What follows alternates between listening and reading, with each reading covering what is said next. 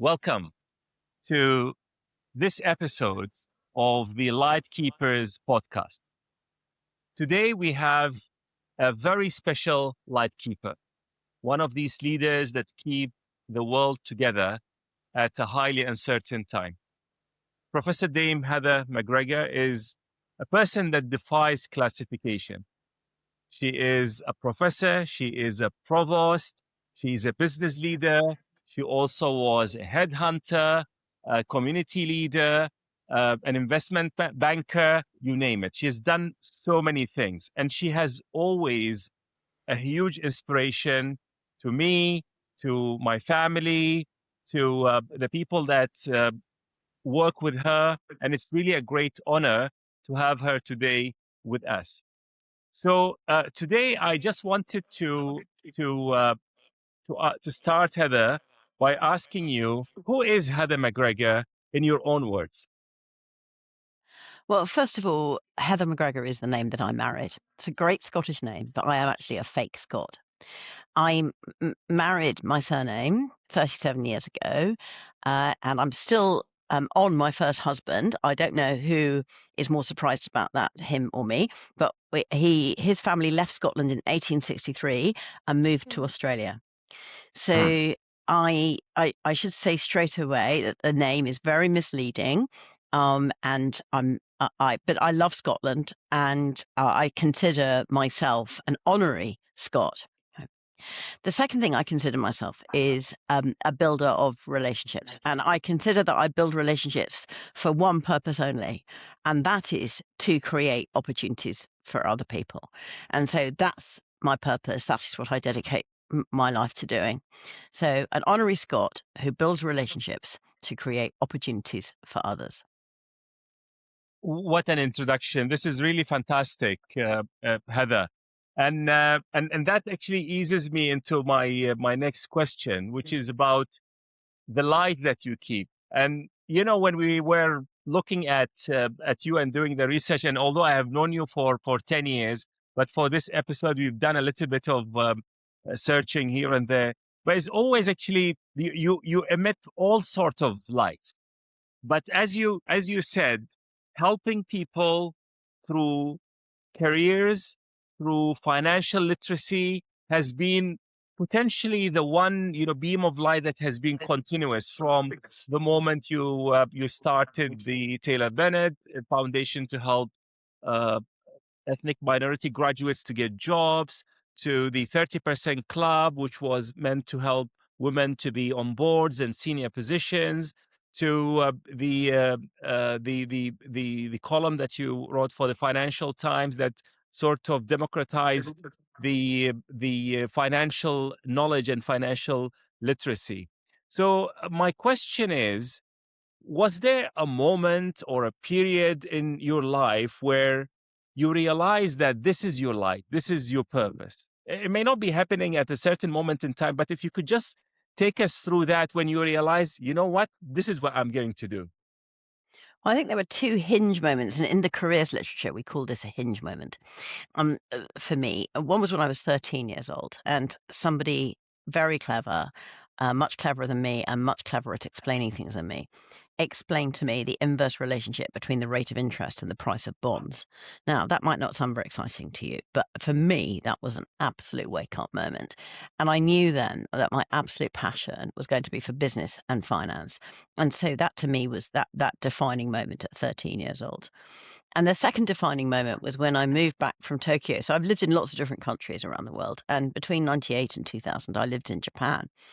And it was while I was there that I started writing the Mrs. Moneypenny column in the Financial Times. And by the way, contrary to popular opinion, it was never about finance or money. I had my own television series later on that was about finance and money and making finance understandable.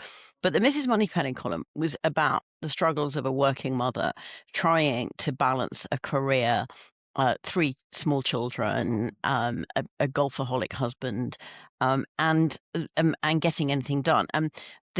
All of that started in Japan. And when I came back from Japan to the United Kingdom in 2000, I knew that I wanted to volunteer for something, and I knew then that it was going to be something to do with careers and jobs, or jobs actually. And I shared a taxi from a meeting with the speaker of that meeting, and she said to me, if you have a passion for helping unemployed people get decent jobs, you should volunteer with this charity. And she gave me the details of the charity, and she emailed me with an introduction to the CEO. And I then went to serve as a careers counsellor, a voluntary careers counsellor, one afternoon a week, and ended up on the board of that charity one day. And to me, that was that chance cab discussion about where I should offer my time. That was when I realised that the rest of my career should be dedicated to helping people get jobs. This is fantastic, and having such a big purpose, sometimes we have moments of doubts. The doubts could be internal, it could be external. Have you had moments like that where you thought, will I really be able to make that difference? And if you did, how did you deal with it? I think I've never doubted that I could make a difference if I gave of my time. We all have 168 hours in the week, and that includes sleeping. And I think it's the scarcest resource of all. And the three of you are all giving up your time at different times of your different days, but it's a very, very valuable resource. And I've never doubted that if I give of my time, I will make an impact. Have I ever wondered how much of an impact? Yes, I have. I have been occasionally thought, how will I be able to help? I think probably, and I think Mushtaq, you know this, the moment that somebody asked me to give Monica Lewinsky careers advice, I think I did actually think at that moment, the impossible we can do at once, miracles might take a bit longer. That I do remember in fact, I remember exactly where I was when I was asked that question, and I was in front of a screen like this.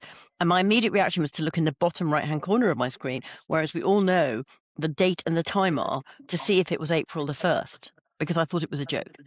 And then I discovered it wasn't. It was July. So I then decided, okay, I've always backed myself. I will back myself in this. But that's probably the only time I thought I might not be able to make a difference. And why was that? I mean, since you mentioned this is quite interesting, could you tell us a little bit of what did you do with her, and how did you help her, and how did that impact what happened later in her career? Well, I don't think Monica would mind me sharing that.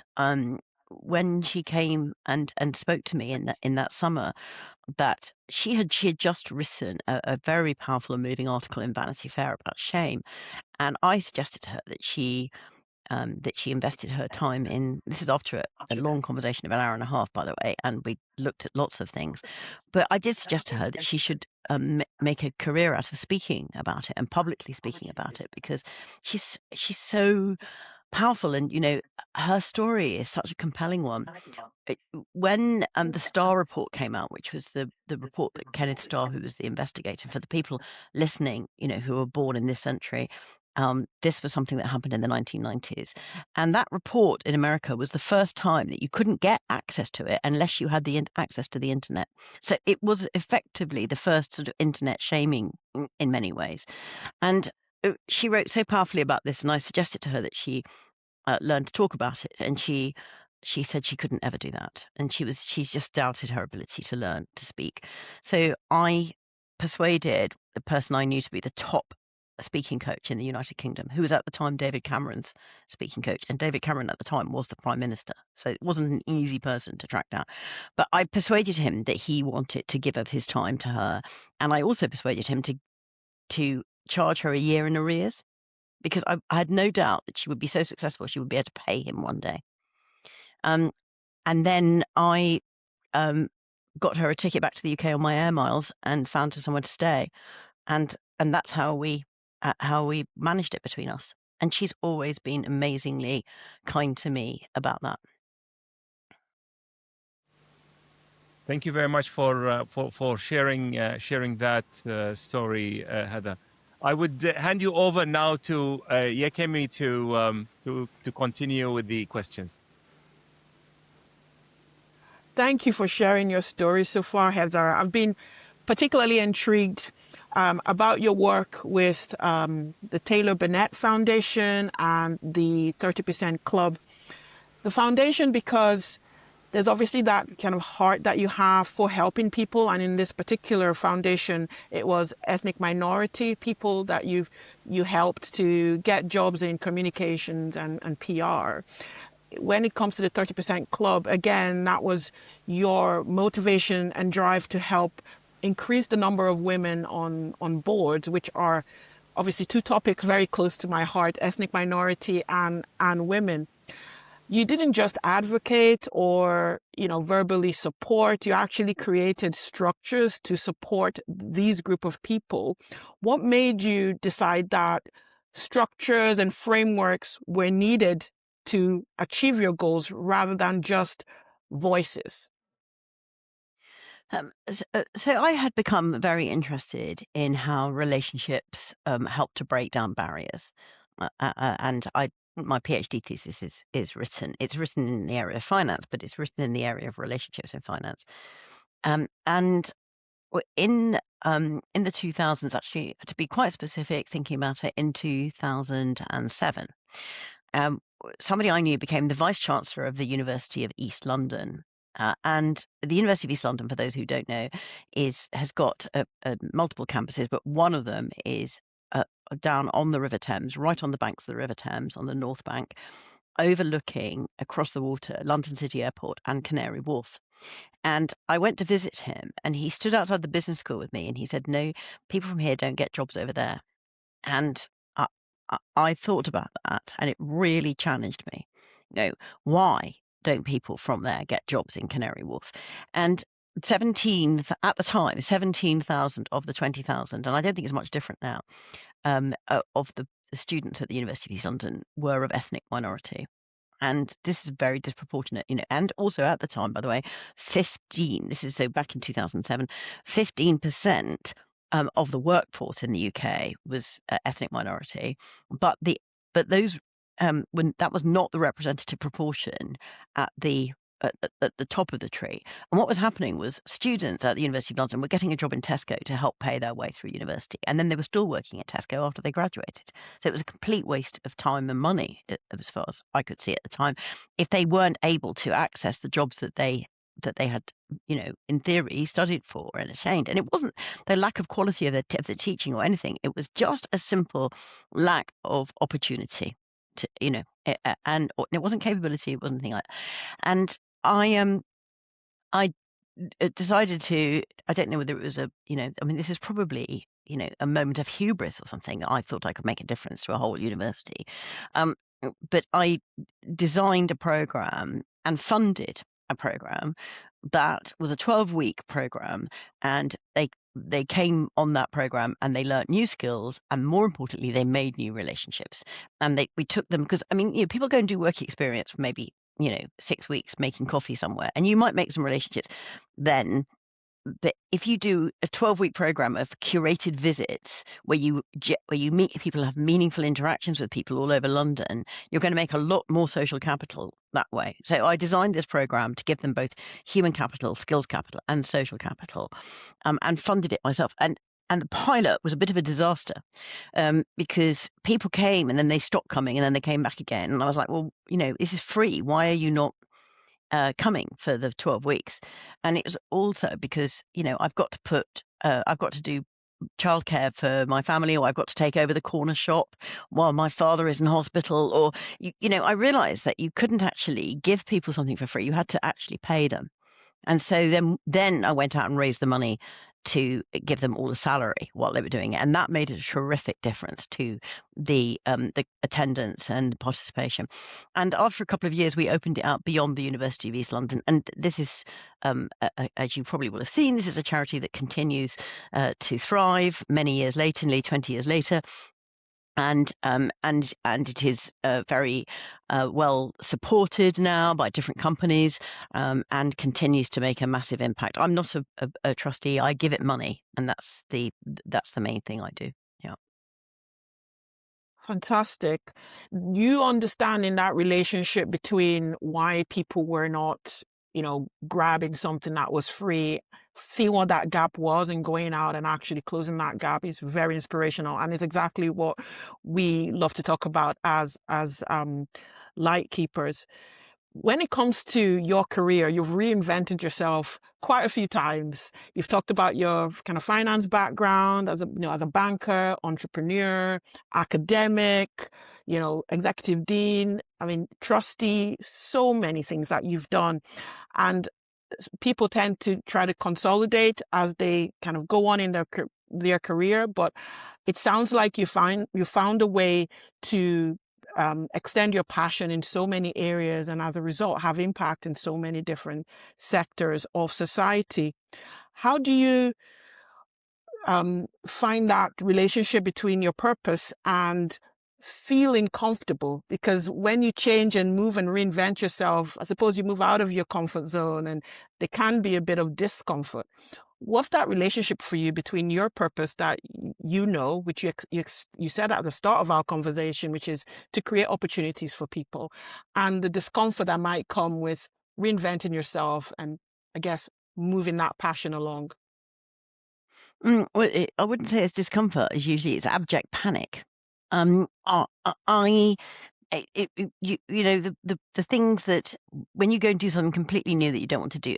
By the way, this includes asking people for money, which I really don't like doing, and which I've done a lot though. So I became an academic 10 years ago because I wanted to make a bigger impact. I was having an impact on dozens of people's lives, and even actually through the Taylor Bennet Foundation, hundreds of people's lives, because we started running shorter programs over the summer and scaling up and so on. But at the university, I have been able to impact on thousands of people's lives, and to really get behind something I thought was very important. Heriot-Watt was founded in 1821 to help people get jobs. So, what a perfect university for me to go and work for. I loved its focus on employment. And for me, the highlight of that over the last 10 years was when we were able, and again, this is through partnering, and this time it was partnering through a charity called Their World, which is led by Sarah Brown, the wife of our former Prime Minister Gordon Brown. And we partnered with Their World to take our MBA into a refugee camp in the Lebanon. And that was for me the absolute high point of where it wasn't so much the entry of that, getting it funded and getting it there and the logistics and so on. That was all quite an achievement, but actually it was when the first person crossed the stage with a degree, and that was, to be fair, that was in November of 22, and that will still be and will always be the high point of my academic career. And I was just very struck, when I first joined Heriot-Watt, I remember looking up alumni who had done the same program that we went to the Lebanon with. And I realized that at the time, Prime Minister of Somalia, Hassan al-Khayri, had studied for the same degree with Heriot-Watt when he was a refugee in Norway. And I just thought, wow, you can go from being a refugee in Norway to being the Prime Minister of Somalia. And we've helped. I don't know how much we helped, but we helped. And then during COVID, Chris Whitty, who for Ian's help was our chief medical officer, and who was on the television every day saying, do this, don't this, wash your hands, etc.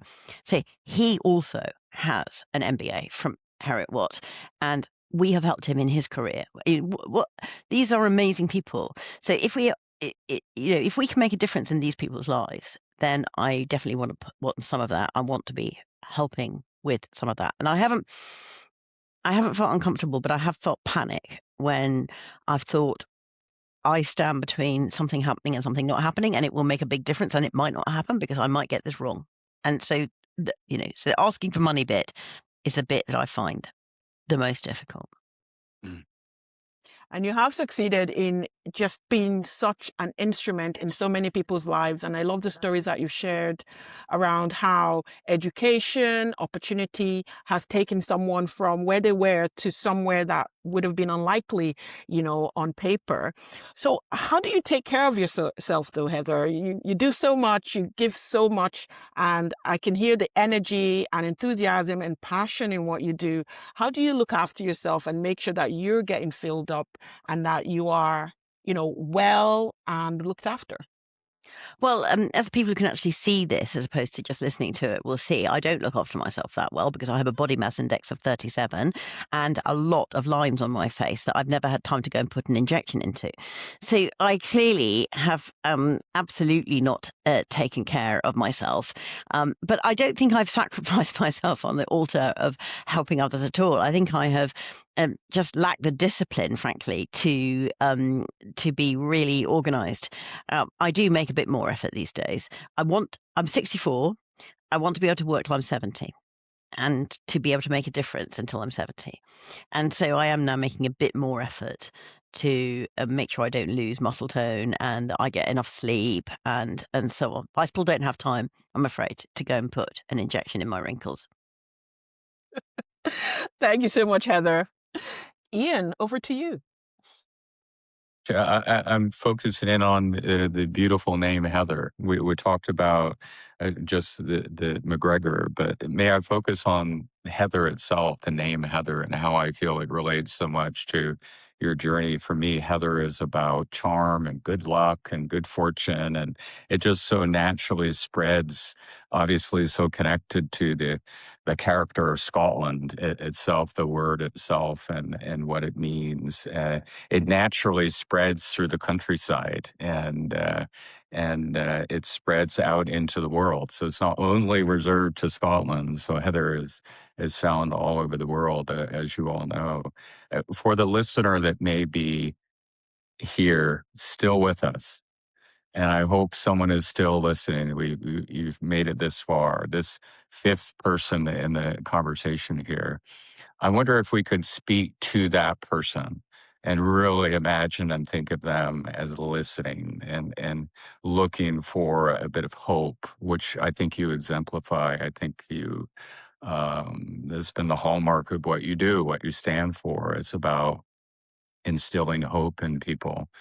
You've experienced this reinvention, you've experienced resilience and sort of resurgence in this long game. What would you say to a person who may be shouldering some type of weight as they're waiting? We have obviously a lot of graduates that will be graduating uni in a little bit. What would you say to them just as we look at that sort of inner architecture of the choices that they're making and the territory that's ahead of them, the path, just with your wisdom and your hope and a sprinkle of Heather, of the good charm and the good luck to help them along their path of thinking about what's ahead? Thank you. Well, Heather is a lovely name. It also has a Latin translation, which is Erica. So if any of you are listening are called Erica or know people who are called Erica, they are also called Heather. Lovely. And that is, I send my very warm wishes to all of you. Neither of my parents are Scottish. It was just a name that they could agree on. I don't think they agreed on very much else, but they did manage to agree on that. I would say to everybody, and I do meet people regularly, especially as now I'm the provost of our Dubai campus, which has 5,500 students on it. So, if you've got a population of 5,500, at some point, someone is going to be having challenges. I mean, just statistically. And you see everything as a provost, as I know Mushtaq will too. And you really have to think heavily about young people who face challenges in life. And as I said, I've made a career out of helping people face down challenges. But the single thing I would say to everybody is it's a long game. Okay, it's a long game.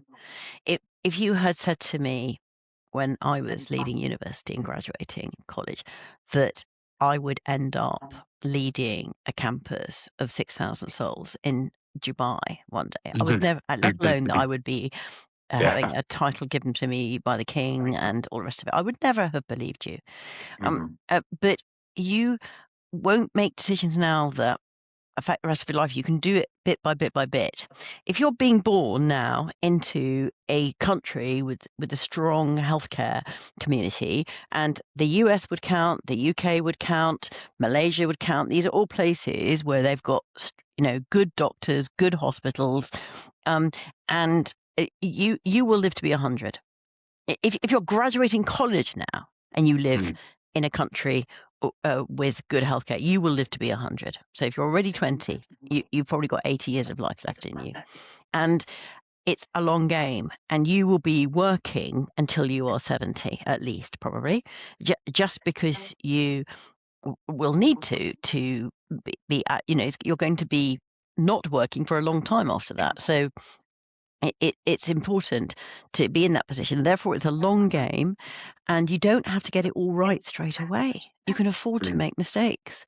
Mhm. And the thing I do every day is wake up and think of what I'm grateful for, and and what God's blessings have been, and try and think of 2 or 3 things at the beginning of every day. It might be another person. It might be something that happened to me. It might just be the sunshine outside my door. Mhm. Eh, Mhm. Even in this last couple of months when, there've been missiles exploding over my head every day, making terrible noise, and quite scary. And when you're very close to sometimes when they land, it's very scary. Um, you still have so much to be grateful for. Mhm. So Mhm. I would say to those 2 things, remember it's a long game. There's Mhm. nothing that you can't put right with time. And secondly, I would say to you that you try and think of the things that you're grateful for. And then the final thing about it, especially for those who are graduating now with not very good GPAs, you haven't maybe paid as much attention as college as you should. You haven't, you didn't go to particularly great school. It doesn't look so good on your CV. I always take inspiration from Elizabeth Taylor, the late actress. Okay. She said, "Success is a great deodorant. It covers up the smell of past failure." So I didn't get into Oxford or Cambridge. So I made sure that I went to do my master's degree at the London Business School, which is one of the #1 business schools in the world. And that wiped from the record my undergraduate degree. And so I would say what you do next is always more important than what you've done before.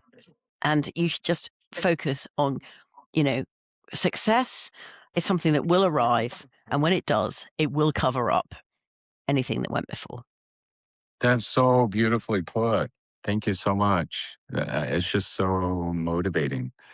And I hope the person who may be hearing that just hang on. Just it'll be okay. Even if you've gone through the journey of life and you find yourself where you've gone through the chapters of life and the seasons of life, just hold on. I love your description of the idea of counting one's blessings and being alert to the simple things around us each day. That's really beautiful. And you have, I know, written letters to yourself that have sustained you through time. And our lives do move quickly. We find ourselves often reflecting how quickly time has passed. We were just talking about our families and how they've aged and where they are in the world and what they're doing.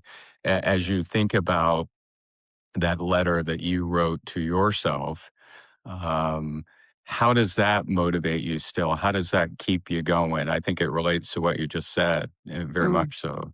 I But think it gets you yeah, to learn from yeah.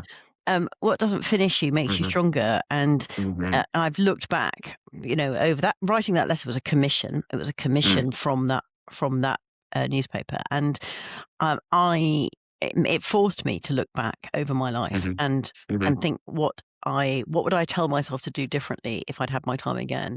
And what does that mean then? It means that I've learned from some of those things. And so I've learned from so many opportunities. One of the great joys of being 64 is that I've had 64 years to learn, and so I feel enormously privileged to have had that Yes. opportunity. Yes. We need to listen to the Beatles song, the 64 one. Yes, I I turned played it on 64, my right? birthday. Nice. Yeah, there's always something to look forward to. I Mm. love the idea of embracing each day that we have, but then being of a mindset that something tomorrow will happen, something Mm. beautiful tomorrow will happen. Um, and that we can play a part. What we're trying to do with this podcast, everyone, is just put a light on the notion of being a light keeper, and then getting to a point where we can pass it on. And so, for you, Heather, how do you feel? Just keeping the fire lit for other people and passing it on, and just taking the mantle of leadership and saying, all right, here you are, take the flame and go forward and do the best you can. How do you feel about that? So one of the things I think is very important, and Yekemi mentioned this earlier, is about helping women. And so I feel very strongly that you can't be a rope ladder woman. You can't be successful and then not reach back and help the people behind you.